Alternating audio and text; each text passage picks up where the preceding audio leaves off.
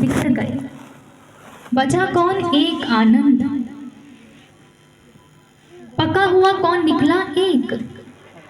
और महाराज जी की इस समाधि के दौरान इतने वर्ष हो गए, तो अगर हम चल रहे हैं, कैसे भी चल रहे हैं, तो वो चला रहा है। उसका कृपा रूपी हस्त हमें समय समय पर प्रेरणा दे रहा है। और वो प्रेरणा क्या है? ये सत्संग विचार। व्हाट्सएप में आपको एक ग्रुप में एक मैसेज आता है डेली, सभी का व्हाट्सएप चलता है, फोन सभी के पास है। व्हाट्सएप में एक मैसेज डेली आता है, एक अनुभव और एक सुविचार। तो वो अनुभव अगर तो हम पढ़ते हैं तो महाराज जी की उस प्रेरणा को प्राप्त करते हैं। पढ़ते हो भैया आप लोग अनुभव? कौन कौन पढ़ता है? फोन सभी के पास है, लेकिन उस फोन का सदुपयोग कैसे करना और दुरुपयोग कैसे करना, ये हम पर निर्भर है। उसमें रोज महाराज जी हमारे लिए एक संदेश भेजते हैं। वो एक अनुभव किसी को होता है, लेकिन वो एक अनुभव ना जाने कितने हजारों शिष्यों के लिए एक प्रेरणा बन जाता है। कई तो ऐसे हैं कि बहन जी हम सुबह उठते पहले उस अनुभव को पढ़ते हैं, उस एक विचार को पढ़ते हैं जो हमारी सारा दिन की एनर्जी होता है, जो सारा दिन हमें महाराज जी से जोड़े रहता है। वो क्यों अनुभव आता है? ये सत्संग क्यों होता है? क्योंकि वो हमसे प्रेम करता है। उसको हमारी चिंता है कि ये मार्ग पर चलते रहें।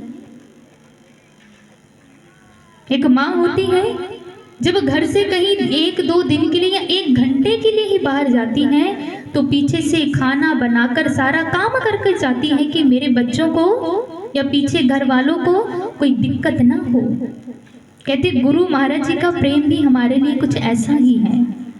इतने वर्ष हो गए महाराज जी को समाधि में गए, लेकिन कार्यक्रम, सत्संग, विचार, जो भी रूटीन था वो मिशन का वैसे ही चल रहा है। किस लिए? हमें चलाने के लिए, कि हम इस मार्ग पर चलते रहें। तो सज्जनों, अगर चल रहे हैं तो वो उसकी कृपा चला रही है। और सदैव गुरु महाराज जी के आगे इस प्रार्थना को जरूर करें कि महाराज जी अब तक चलाया है तो आगे भी यूं ही हाथ पकड़कर चलाते रहना। कृपा तो वो करता है, लेकिन आपकी वो कृपा को प्राप्त सहीचने के लिए हमारा मन रूपी त्यार पात्र भी आप ही करना। कुछ ऐसे भाव इस भजन के। सो आए आगे का भजन हमें क्या प्रेरणा दे रहा है उसको श्रवण करते हैं। बोल से सद्गुरुदेव महाराज की, साचे दरबार की। बोली गुरुदेव सर श्री आशुतोष भगवान की जय, सच्चे दरबार की जय।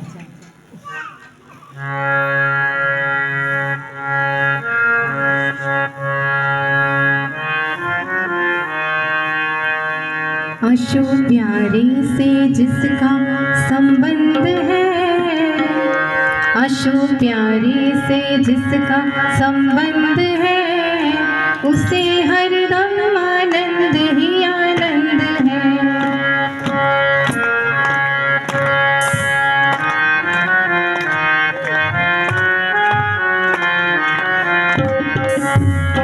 आशु प्यारे से जिसका संबंध है, आशु प्यारे से जिसका संबंध है, उसे हरदम आनंद ही आनंद है, उसे हरदम आनंद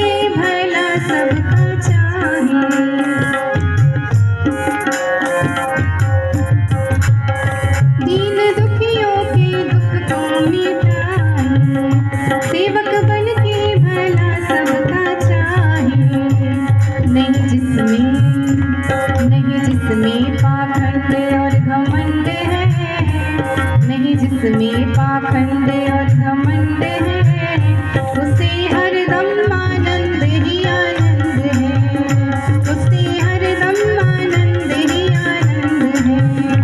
आशु प्यारे से जिसका संबंध है, आशु प्यारे से जिसका संबंध है, उसे हरदम आनंद ही आनंद है, उसे हरदम आनंद ही आनंद है।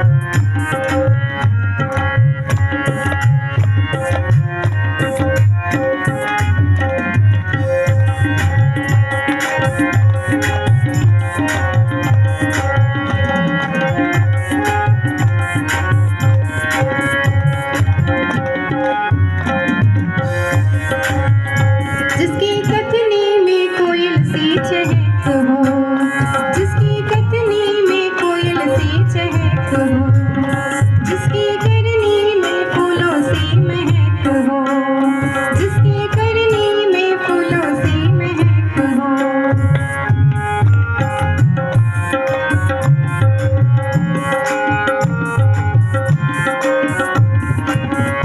जिसकी कथनी में कोयल सी चहक हो, जिसकी करनी में फूलों सी महक हो। बस प्रेम से जिसका संबंध है, बस प्रेम से जिसका संबंध है, उसे हर